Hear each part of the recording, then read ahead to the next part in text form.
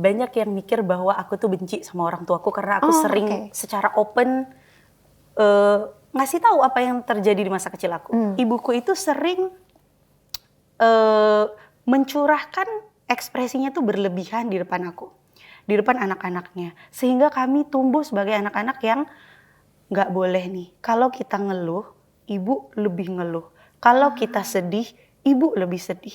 Kalau kita marah, ibu lebih marah. Toxic parenting hampir selalu berupa siklus. Saya yang paling tahu buat yang terbaik buat anak saya. Enggak.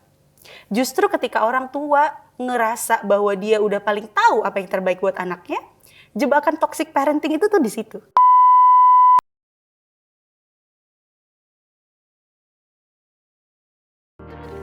Ada cerita para puan. Buah jatuh nggak jauh dari pohonnya. Pepatah lama ini sering dipakai untuk menggambarkan kemiripan antara orang tua dengan anak. Mirip matanya, hidungnya, bentuk wajahnya, sampai cara ketawanya. Tapi yang nggak banyak orang sadari adalah bahwa pola asuh kita terhadap anak juga nggak jauh beda dengan pola asuh orang tua ke kita. Akan jadi kabar baik jika pola pengasuhan yang dilakukan tepat dan sehat. Gimana kalau pola pengasuhannya yang terjadi ternyata toksik, ya itu juga akan menurun. Seperti siklus yang terus berulang. Mata rantai toxic parenting inilah yang ingin diputus oleh narasumber kita kali ini, Halimah. Lewat akun @dailyjur, Halimah hadir di TikTok dan Instagram sebagai seorang praktisi gentle parenting dan content creator. Melalui postingannya, Halimah menyampaikan tips gentle parenting untuk menghindari toxic parenting. Menurut Halimah, luka akibat toxic parenting akan jadi luka sepanjang garis keturunan jika tidak ada generasi yang berusaha menyudahi siklusnya. Lalu, gimana perjalanan Halimah menyuarakan isu soal toxic parenting? Bagaimana pula perjalanan karir Halimah sebagai praktisi gentle parenting? Langsung aja kita sapa ke orangnya. Halo Mbak Halimah. Halo Indi, apa kabar? Kabar baik. Saya juga kabar baik. Mbak Halimah, mungkin nih langsung aja straight to the point gitu ya. Apa sih bedanya ilmu parenting biasa sama yang disebut gentle parenting? Oke, aku mau jelaskan beberapa tipe-tipe parenting berdasarkan ilmu psikologi. Pertama itu adalah authoritarian parenting. Remote controlnya ada di orang tua. Anaknya jadi robot ataupun mesin. Jadi yang megang remote ini bebas mengarahkan mau ke kiri, mau ke kanan, dan si mesinnya ini ikutan aja. Yang kedua adalah authoritative parenting. Jadi orang tua punya remote, anak juga punya remote. Dan orang tua punya batasan yang sehat kapan aku harus pakai remote-nya dan kapan si anak boleh pakai remote-nya. Jadi remote-nya kontrolnya nggak cuma di satu orang, gitu. Yang ketiga adalah neglectful parenting. Yang ini remote-nya dikasih ke anak. Serah mau diapain gitu. Dan yang terakhir adalah abusive parenting atau toxic parenting. Jadi ini remote-nya dihancurin. Jadi si anak gak punya kontrol dan orang tuanya juga gak punya kontrol. Jadi itu adalah tipe-tipe parenting berdasarkan ilmu psikologi. Gentle parenting sendiri adalah sebenarnya turunan dari authoritative parenting. Seiring berjalannya waktu, ada yang menyebutnya respectful parenting, ada yang menyebutnya gentle parenting. Tapi saya lebih suka menyebutnya gentle parenting, yang artinya adalah mengasuh anak sambil mengasuh dalam tanda kutip diri sendiri. Tapi gini. Baru dari pertanyaan pertama aja gitu ya, Halimah tuh udah langsung ini adalah menurut ilmu parenting gitu. Sebetulnya mulai kapan sih mendalami ini? Karena abis itu kita akan lebih banyak kan cerita gitu. Tapi ceritanya sendiri Halimah itu pertama kali mulai apakah sejak punya anak atau malah sebelumnya gitu? Sekitar 12 atau 13 tahun yang lalu aku bergabung di sebuah komunitas yang berkonsentrasi untuk pendidikan anak-anak jalanan. Di situ aku ketemu banyak sekali anak-anak yang menanggung luka-luka yang diakibatkan oleh kita orang dewasa, ketidakpedulian kita para orang dewasa. Dari situ aku kayak bertekad sepanjang hidupku mau apapun posisiku, aku mau melindungi sebanyak mungkin anak yang aku bisa gitu. Jadi dari situ perjalananku sebagai aktivis, aku juga seorang guru, sempat jadi guru TK, guru SMP, kemudian sampai akhirnya jadi ibu. Jadi aku di dunia anak-anak dulu baru jadi ibu. Jadi belajar parenting itu tuh ketika aku jadi katakanlah aktivis ataupun relawan di sebuah komunitas itu. Oh, lalu akhirnya tahu soal tipe-tipenya sendiri itu akhirnya lebih sejak menjadi ibu? Setelah jadi ibu dan aku rasa bahwa parenting ini bukan memang secara natural instingtif akan muncul di setiap ibu gitu ya, tapi aku merasa perlu untuk memperdalam ilmunya. Jadi aku ambil kursus singkat dengan Profesor Alan Kazin. Beliau adalah ketua dari Yale Parenting Center Yale University. Apa yang sebetulnya membuat akhirnya kayak oke, aku sudah jadi orang tua gitu ya, tapi akhirnya kayak enggak, ini sepertinya adalah satu hal yang memang harus terus kudalami, harus aku terus tambah lagi, relevansinya aku harus tahu terus. Padahal di luar sana kan juga banyak orang tua yang mereka belajar parenting juga loh sebenarnya gitu ya, untuk sehari-hari, tapi tidak sampai akhirnya terpikir buat bikin konten khusus kayak Halimah gitu ya. Apa yang akhirnya ngedrive sampai ke titik yang ya 1-2 langkah akhirnya lebih berbeda dari orang tua lain sebetulnya? Jadi awalnya adalah ketika aku sadar, ketika aku mengandung bayiku yang kedua, anakku yang bungsu, aku didiagnosa depresi ketika hamil gitu. Jadi sebenarnya waktu di anak pertama tuh aku enjoy gitu ya, walaupun agak stres namanya jadi ibu gitu ya, aku enjoy. Tapi ketika hamil aku rasa kok aku berbeda nih ya. Aku sampai kepada poin aku suka menyakiti anakku. Waktu itu bukan suka ya, tapi kayak nggak sengaja nyakitin anakku. Aku ngerasa aduh ada yang nggak bener nih. Oke, aku ketemu sama psikolog karena aku ngerasa I have not been myself.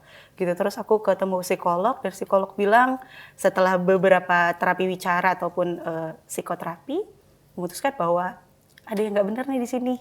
Jadi ada yang disebut zaman sekarang tuh lagi populer ya istilahnya inner child. Iya. Ya. Jadi aku ngerasa bahwa aku harus pelajarin teknik-teknik reparenting untuk menerapkan teknik parenting yang tepat. Jadi apa yang bikin aku akhirnya one step further untuk bikin konten dan segala macam, memperdalami dunia ini, karena aku basically pengen tunjukin ke orang-orang bahwa menjadi orang tua itu butuh ilmu yang kompleks sekali. Kompleks sekali. Kadang-kadang dengan niat baik aja nggak cukup. Kita kadang-kadang sebagai orang tua nih ngerasa saya tahu loh yang terbaik buat anak saya. Saya yang paling tahu buat yang terbaik buat anak saya. Enggak.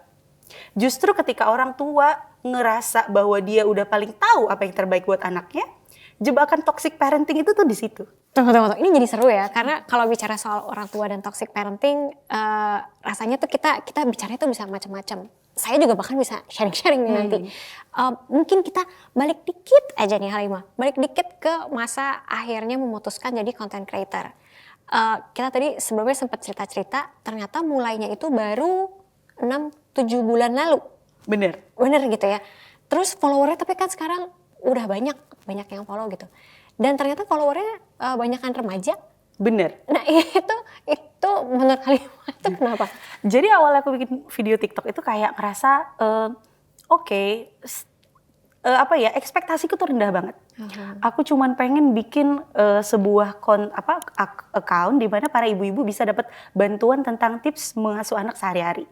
Follower 10-20 ribu tuh kayak nggak kebayang 10-20 ribu. Terus jadi aku bikin konten, aku inget banget pertama upload itu adalah Agustus 2021.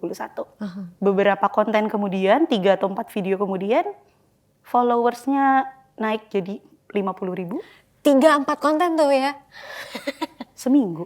Dalam seminggu. Terus aku kaget, terus kayak, dan kan bisa kita lihat demografinya ya di analitiknya TikTok. Anak-anak umur 18-24, kalian ngapain? Ini kan konten ibu-ibu gitu ya. Aku kan juga identify aku tuh ibu-ibu, kalian tuh ngapain gitu.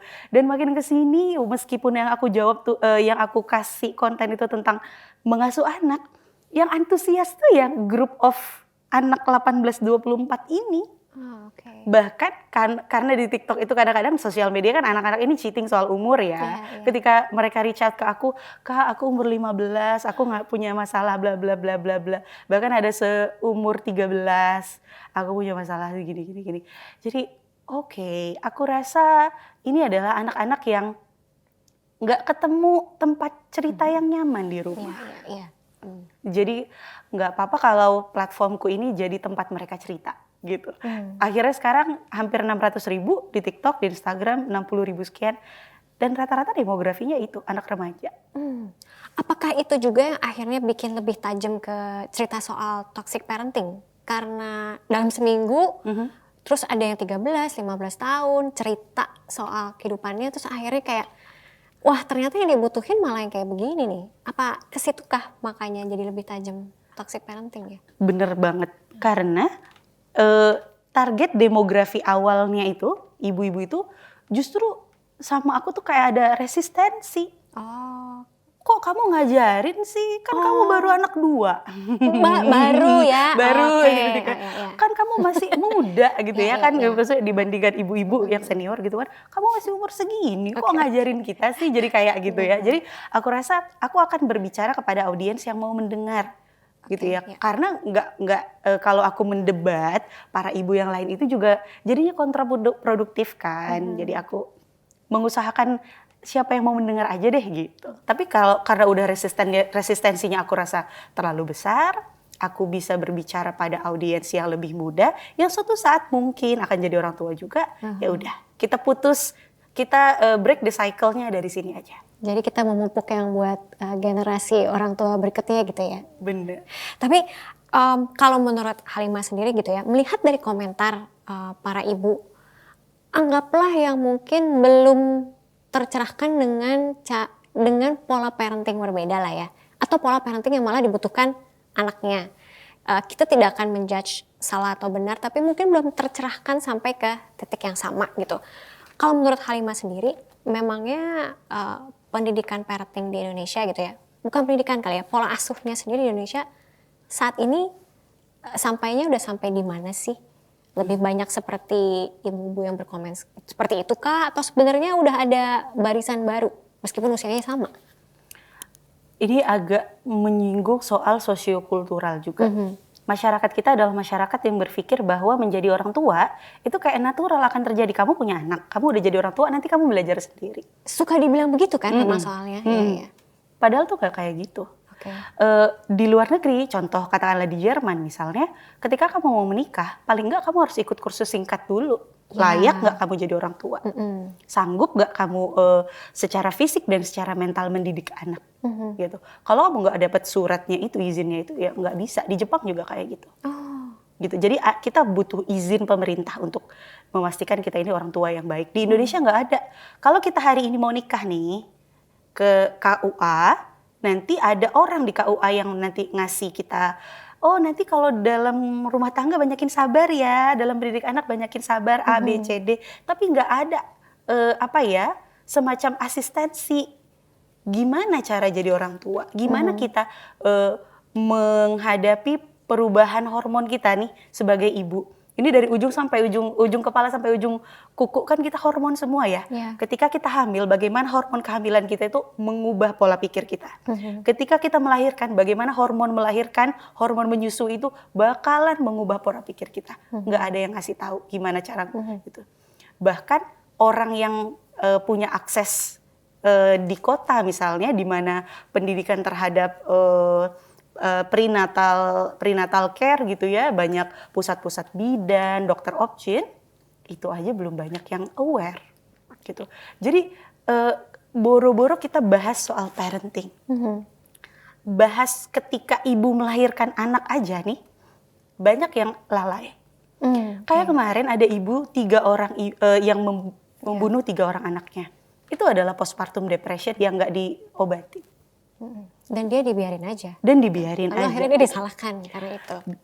Dan jadi parenting itu aduh jauh banget. Bahkan kita nggak mempersiapkan nih calon ibu kita bahwa perempuan-perempuan yang mau jadi ibu itu bakalan menghadapi tantangan yang berat banget. Dan menjadi ibu rumah tangga ya, nggak dianggap profesi. Iya. Dianggapnya itu nggak produktif, cuma tinggal di rumah. Padahal itu profesi mahal loh, gitu ya. Tapi ya itulah memang masih belum terjamah area itu. Oh, mungkin balik sedikit. Tadi kan ada empat jenis parenting ya, kalau aku nggak salah gitu kan. Lalu tadi Halimah cerita bahwa ketika orang tua itu merasa dia tahu semuanya lebih banyak daripada anaknya, itu malah bisa men-trigger toxic parenting gitu. Sebetulnya yang bisa kita sebut toxic parenting itu yang seperti apa sih?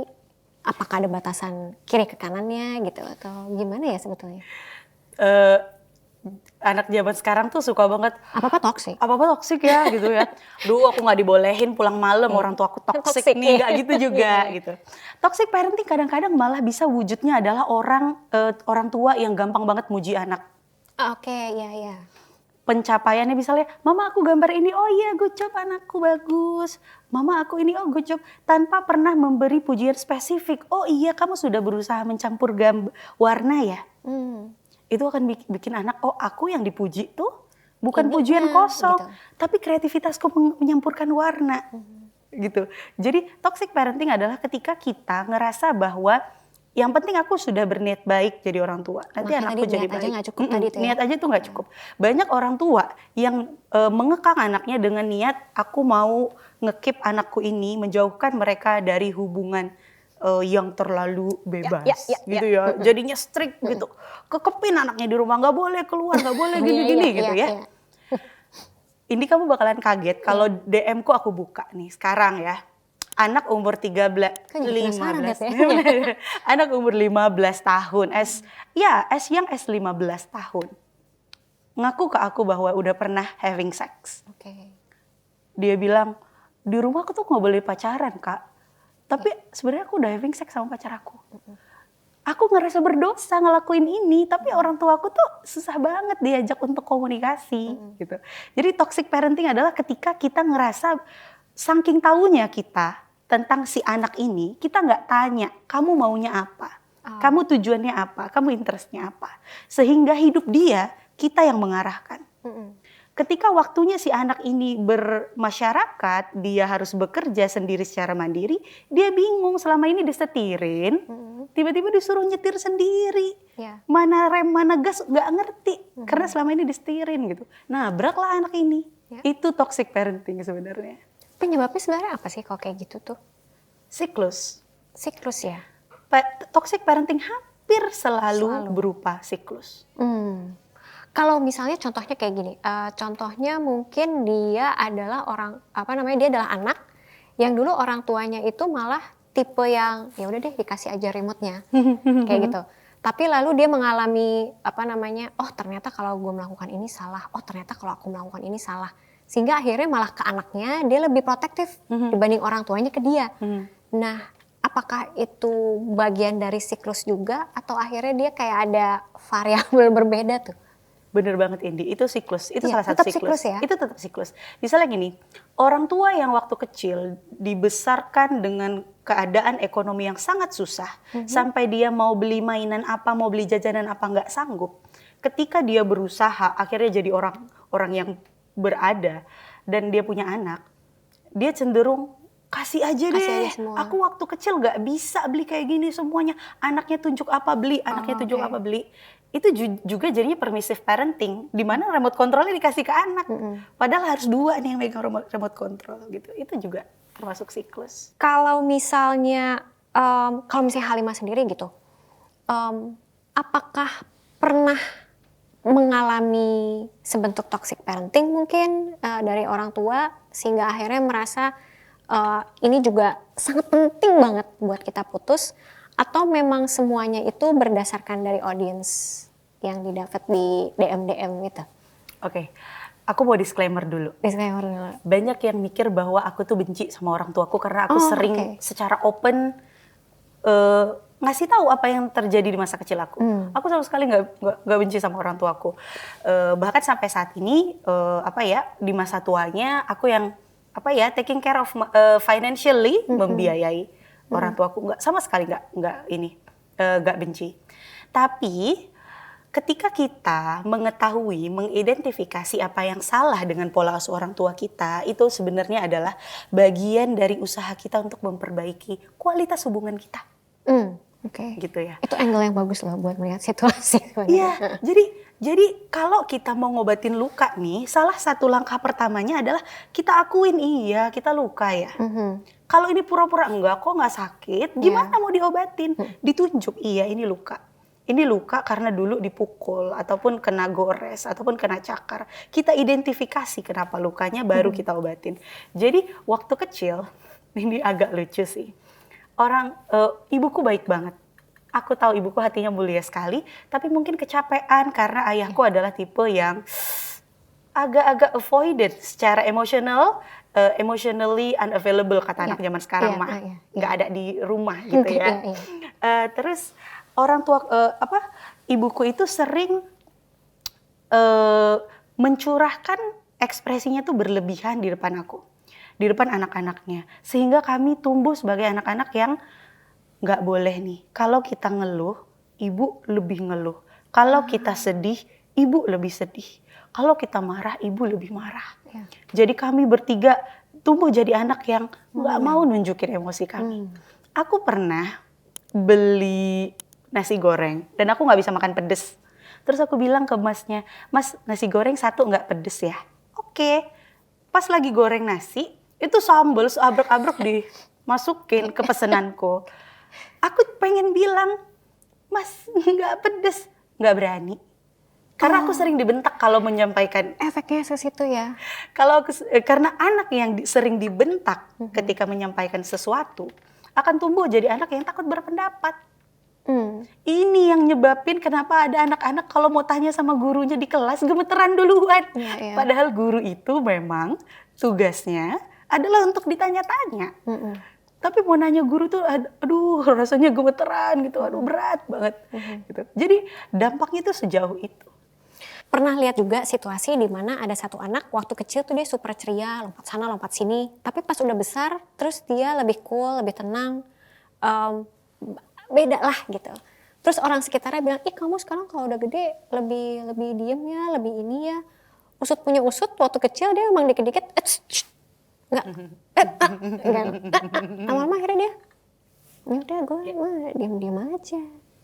Itu toxic parenting itu nggak ngefek langsung bikin anak saat itu juga shut down. Bisa ke depan, bisa ketika dia remaja. Biasanya ketika dia umur 13-12. Wah. Aduh. Itu baru keluar.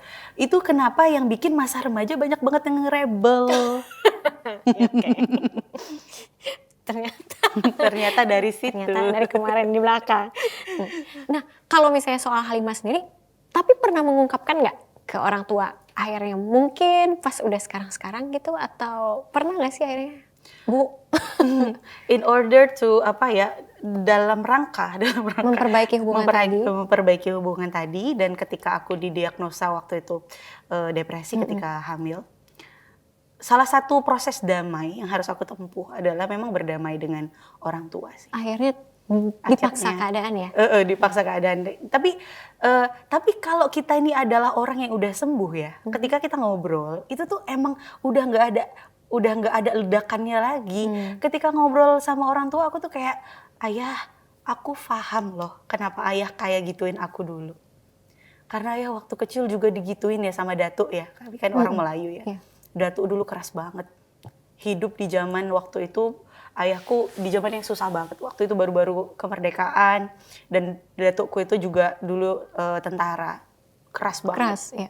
Gitu. Jadi ayahku tuh juga waktu kecil kesehatannya kurang baik, sempat kejang otot waktu bayi dan meninggalkan cacat sampai dia gede. Jadi ayah aku paham, ayah ngelewatin masa lalu yang berat banget sehingga ayah nggak sebaik itu ketika menjadi orang tua gitu. Aku cuma nyampaikan ini bukan untuk bikin ayah sedih ya, semata-mata aku cuma mau sampaikan aja bahwa apa yang udah kita lewatin itu udah lewat ya, aku udah maafin gitu. Dan semoga dengan restu ayah aku jadi orang tua yang lebih baik. Wow, oke. Dan kalimatnya bukan kalimat seperti yang kita bayangkan kalau kita ngomong ke orang tua ya. Biasanya kita bayanginnya kita akan ngomong, abis dulu papa begini sih. Tapi yang Halimah bilang tadi kan kalimatnya berbeda ya. Aku paham gitu. Tapi sebelum nyampe ke aku paham ya marah Pasti dulu. gitu ya. Tapi it's okay. Makanya aku nggak pernah mau membantah ketika anak-anak remaja ini datang ke aku bilang, aku benci banget sama mamaku, aku nggak bantah. Itu adalah proses dia untuk nanti sadar bahwa apa yang dilakukan oleh orang tuanya adalah bersumber dari luka orang tuanya. Karena anak laki-laki nggak dibiasakan untuk ini emosi, embrace it. Ini nggak apa-apa, ini bagian dari kita sebagai manusia. Tapi anak laki-laki itu diajarkan untuk ini emosi, buang. Itu namanya laki-laki jantan.